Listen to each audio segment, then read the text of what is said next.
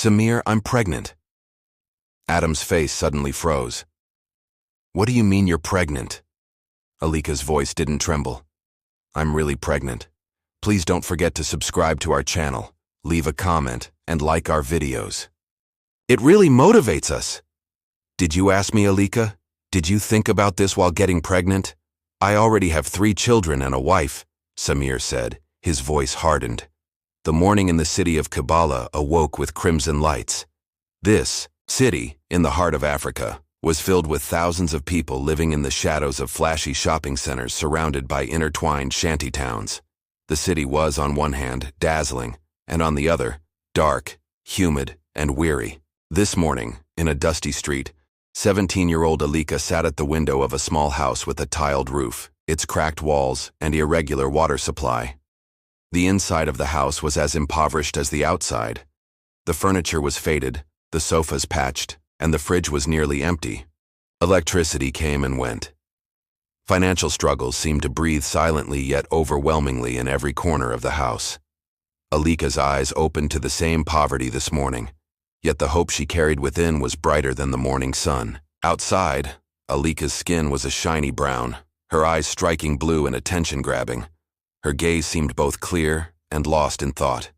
She was taller than her peers and carried herself with a strong posture as she walked. Her thick curly hair was gathered in a messy bun, with a few curls falling around her forehead. Her lips were full and slightly reddish, one of the first details that drew attention to her face. Her nose was pronounced, smooth, and straight, a nose that locals called like a scale. She was quiet. For a girl her age, she was unusually mature and contemplative. Perhaps that was why her beauty caught everyone's attention, but she was always a bit shy about this attention. Life had descended on her early, and the weariness had replaced the innocence beneath her eyes. The atmosphere in the house was as usual. Her father, a dark-skinned, medium-height man with a scruffy beard.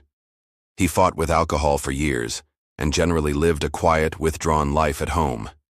He had no tendency toward violence, but also had no habit of shouldering the burden of the household. It was as if he had sunk into himself, watching life unfold from the outside. Alika could neither be angry with him nor approach him fully. Her mother Nari, however, was from an entirely different world. A black-skinned, wide-hipped woman with a headscarf. The lines of patience and struggle marked her face. The traces of cleaning gloves never fully faded from her hands, and soap residue often accumulated under her nails. Nari was hard-working. She was an honorable woman. She would wake up early every morning for her 3 children, cook, and then set off to clean houses in the city's wealthy neighborhoods. Despite her husband's negligence, she tried to keep her home upright, seemingly sworn to leave her children with nothing but the value of honesty and hard work. Alika had been accepted to one of Kibala's prestigious high schools on a scholarship. She was not only successful, but also very hard-working and ambitious. She had shouldered the burdens of life at a young age, yet her passion for learning had never waned. She was not alone in this success. Her closest friends, Zula and Mariam, were also poor but intelligent, diligent girls firmly bound to their futures. The 3 were determined to move forward despite all circumstances. Zula was thin and had long, black braided hair. She was introverted but a deep thinker. She was exceptional in mathematics. She perceived the language of numbers like a kind of poetry, her eyes sparkling while solving problems, her lips moving, slightly. Her biggest dream was to become an engineer and establish water systems for the families trapped in poverty. She believed she could be a source of hope for them. Mariam, on the other hand, was wheat-colored, brown-eyed, and had curly hair with a powerful voice that caught attention.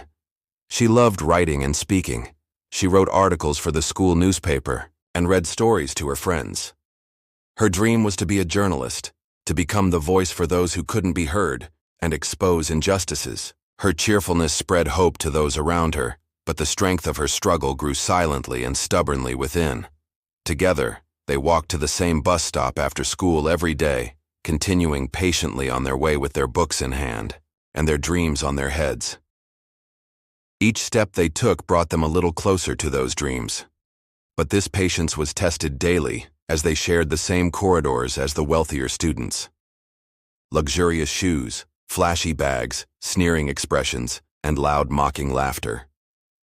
Some kids would look at Zula's worn-out shoes and laugh, saying, "Did you come here in those?" They openly pointed out Miriam's faded school uniform from last year, asking, "Are you still wearing the same uniform, Miriam? When are you going to catch up with fashion?"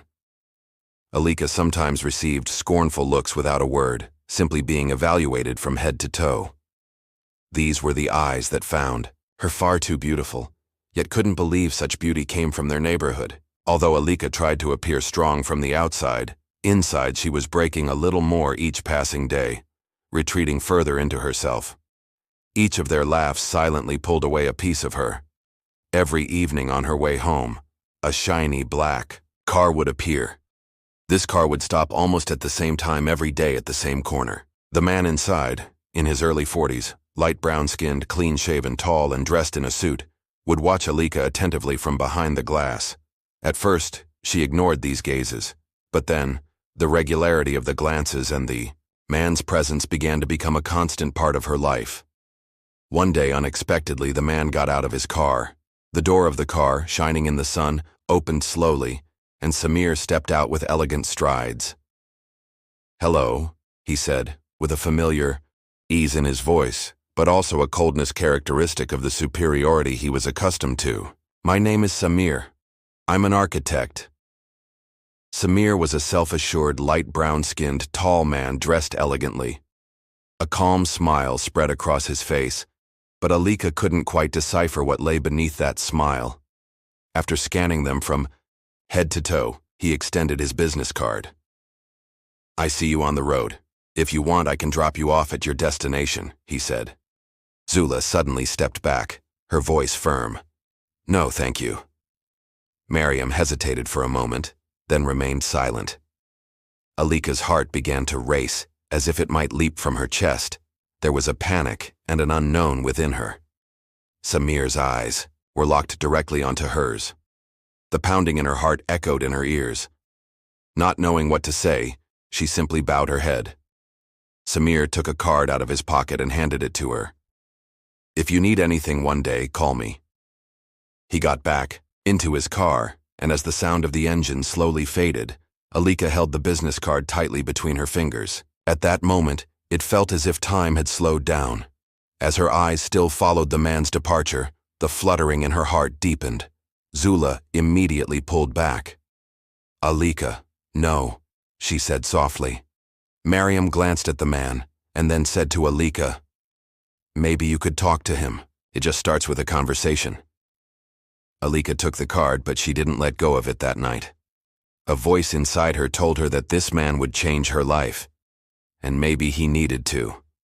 That night, after everyone had fallen asleep, Alika quietly opened her phone. Dialing the number written on the card, her fingers were trembling, her breath quickened.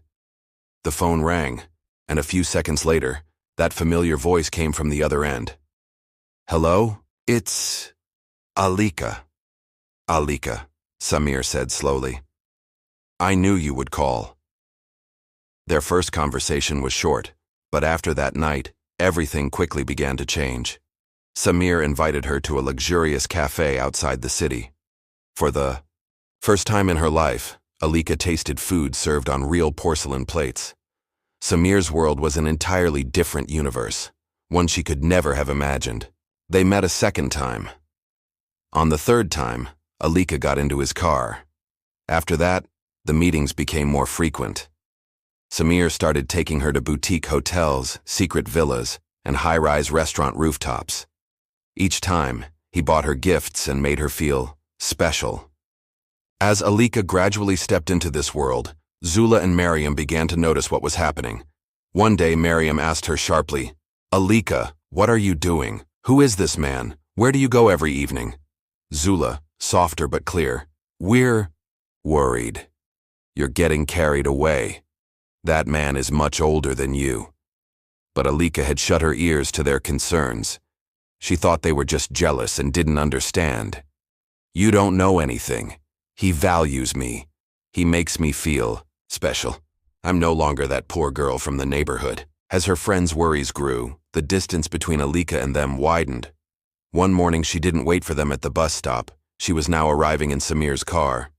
One day after school, Miriam tried to approach her, but Alika avoided, making eye contact. She silently drifted away. After a while, Zula stopped writing. Miriam also no longer visited her during breaks. The strong bond of their trio was unraveling. With Samir by her side, Alika seemed to be distancing herself from everything. She was now arriving at school with bags chosen from expensive stores, styling her hair professionally at salons, and receiving secret messages during lunch breaks. This newfound sense of identity given by luxury provided her with temporary satisfaction. But loneliness was growing inside. There were no more laughter-filled school dismissals, no more walks with 3 friends on the street. Only Alika and Samir's shadow remained behind. She had temporarily left her friends, family, and even her dreams behind. But this line held not only the boundary between dreams and reality, but also the fragile line between trust and deception. The changes in Alika became noticeable at home too. Her mother Nari saw that the sparkle in her daughter's eyes had been replaced by indecision and conflict. New clothes, silent messages on her phone, late arrivals at home, and slowly dropping notes. All were signs. One evening, when Alika entered the living room, her mother stopped her. "Daughter," Nari said, her voice both tired and firm, "this path leads to darkness. I will take you out of school. You can't continue like, this." Alika looked away. She bit her lips. Then she raised her voice. "Then I'll run away. I won't stay in this house." Nari's heart tightened. "You are my daughter. It could have been different. But you're throwing yourself into the fire." From that moment, silence dominated the house. Alika's grades started to decline. Once the star of her class, the young girl was now silent even during recess. As her teacher's worry grew, Alika only listened to Samir's voice. Samir had become even closer to her. He began taking her, not just to the restaurants outside the city, but also to places where they would spend the night together. One night, Alika gave him everything. She entrusted her virginity, her youth, and her identity as a woman to Samir. That night, she felt both fear and hope. In the morning, when she leaned her head on the man's shoulder, she whispered, "When will you propose to me?" Samir was silent. He turned his face up toward the ceiling. "Marriage? Alika. How can you say that? I already have 3 children and a wife." Something inside Alika broke. Her heart felt like it stopped at that moment. She experienced the biggest shock of her life. The man she had dreamed of was only an escape for her. Yet she had given him everything. And there was no turning back now. Alika didn't leave her room for days. She didn't go to school, didn't look at her phone, not even at mirrors. The silence growing inside her slowly turned into a scream. Loneliness, shame, regret. Each one wrapped around her throat, suffocating her. One morning, with a sudden decision, Alika called Samir. When he answered the phone, his voice was tense. "Samir, I need to talk to you. If this is how it's going to be, I will tell your so. Family, everything." Samir's voice changed. It grew cold. "What do you mean by that?" "You heard what I said. I'm not playing anymore." Samir was silent at first. Then he let out a short laugh. "Look, Alika, this doesn't suit you. You're young. You're full of conflicting feelings. Come on, I'll give you some money. You can buy yourself something. Get busy with other things." Alika's hands trembled. Those words were the real face of the man to whom she had given everything. To be silenced with money. To be bought. After hanging up the phone, she returned to her room. She stood before the mirror. Her eyes were filled with tears. When she noticed the slight swelling in her belly for the first time, she thought clearly. She hadn't gotten her period. Days had passed. Nausea. Dizziness. Suddenly her vision blurred. She quickly went to the pharmacy. With trembling hands, she took a test. Positive.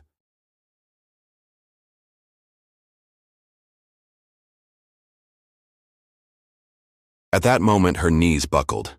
She silently sank to the ground, her eyes staring blankly into space. The only sentence spinning in her mind was, "What will happen now?" The next day, Alika pulled herself together and went to Samir's office after school. As she stepped through the door, her heart felt like it might leap out of her chest.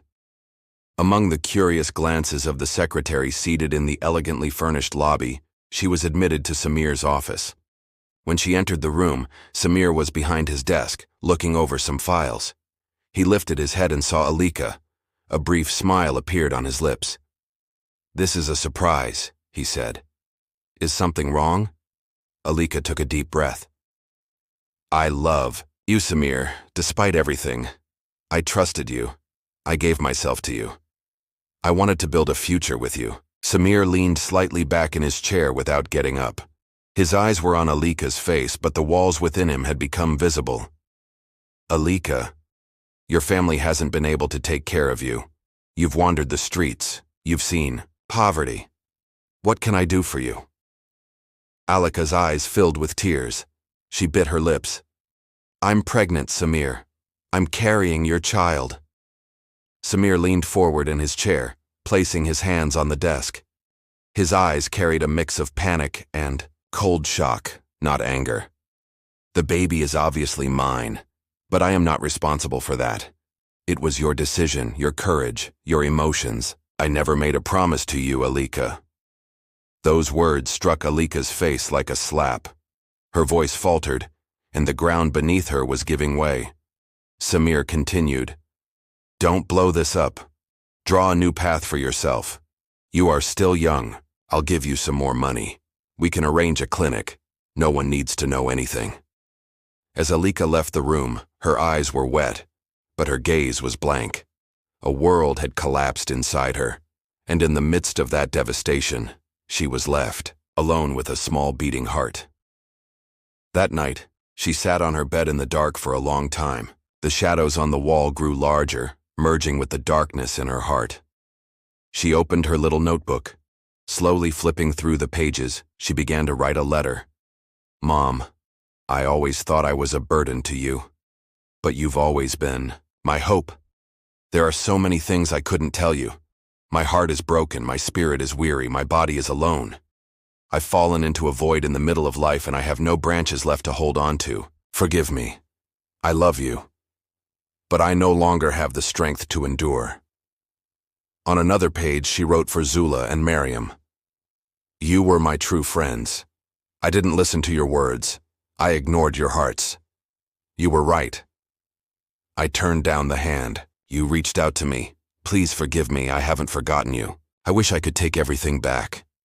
Before dawn, Alika quietly left home. Her eyes looked into the void. Her hands tightly clutched the letters. She walked far away from the city, up to the cliffs. Below her, the seemingly endless sea met the sky. At that moment, Zula and Mariam noticed in the morning when Alika hadn't come to school. Zula visited Alika's house, but no one was home. Mariam said she had noticed the pallor on Alika's face for days. A fear settled in their hearts. Then, they found Alika's backpack on a bench. The letter inside shook them to their core. They hurried to the seaside. They remembered their path because they emphatically sensed this ending in Alika's silence. When they reached the edge of the cliff, the morning breeze was tousling their hair, and there, at the edge of the cliff, a silhouette emerged. Alika. With letters in her hand, her eyes closed, her feet were about to step into the void. "Alika!" Zula yelled, her voice trembling. Mariam ran after her. "Stop! Please! Listen to us!" Alika turned around. Tears streamed down her face. Her lips trembled. But then something happened. The walls inside her cracked. When they locked eyes, their years of friendship came back to life. Instead of stepping forward, Alika stepped back, slowly sinking to the ground. When Zula and Mariam reached her, they all hugged and cried. Zula and Mariam embraced Alika tightly. In tears, Alika told them everything. How she loved Samir. How she was deceived. How she had given him everything and that now she was carrying his child. As her words spilled from her mouth, tears filled Zula's eyes, while Mariam lowered her head. Just then, Alika shrieked in pain, holding her belly, doubling over. Her vision blurred, and only one word escaped her mouth. "It hurts." Seeing the blood running beneath her dress, Miriam panicked. Zula immediately grabbed her phone and called an ambulance. Seconds stretched into minutes as Alika writhed on the ground, screaming. By the time the ambulance arrived, Alika had lost consciousness. After 2 long days in the hospital, the doctor delivered the news. "We lost the baby." As soon as Nari arrived at the hospital, she took Alika's hand. Tears silently slid down her cheeks. "I'm here, my daughter," she said. "You won't be alone in anything anymore." In her recovery days, while Alika still lay in the hospital room, her mother Nari learned everything that had happened. The pain her daughter suffered had pierced through her heart. Quietly holding a bag full of gifts, she made her way to Samir's house. Her eyes were filled with anger, and her heart was shattered. When the door opened, Samir's wife was there. Then Samir appeared. Just as he was about to speak, Nari threw the bag to the ground, and jewelry, expensive phones, and bags spilled out. "Is this your manhood? Did you deceive my child with these?" Nari shouted. "You stole the life of a little girl. You played with her dignity and youth. My daughter lost her baby because of you." Samir, not knowing what to say, stepped back.